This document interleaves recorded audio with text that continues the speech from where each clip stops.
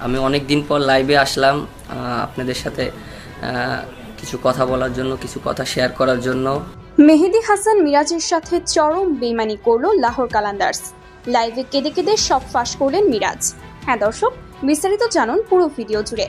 শ্বাসরুদ্ধকর ফাইনালে কোয়েটা গ্ল্যাডিয়েটর্সকে হারিয়ে তৃতীয়বারের মতো পিএসএল চ্যাম্পিয়ন হয়েছে লাহোর কালান্দার্স। গতকাল রাতের এই জয়ে ট্রফি তো পেয়েছেই, পাশাপাশি বড় অঙ্কের প্রাইজ মানিও অর্জন করেছে সাকিব আল হাসান ও রিশাদ হোসেনের দল লাহোর। কিন্তু মাঝখান থেকে চরম লজ্জায় পড়তে হলো মেহেদী হাসান মিরাজকে, কেননা বাংলাদেশি দুই ক্রিকেটার দলে জায়গা পেলেও পাননি অলরাউন্ডার মিরাজ, যে কারণে টুর্নামেন্ট শেষ হতে না হতেই পাল্টি মারলেন লাহোর কালান্দার্স।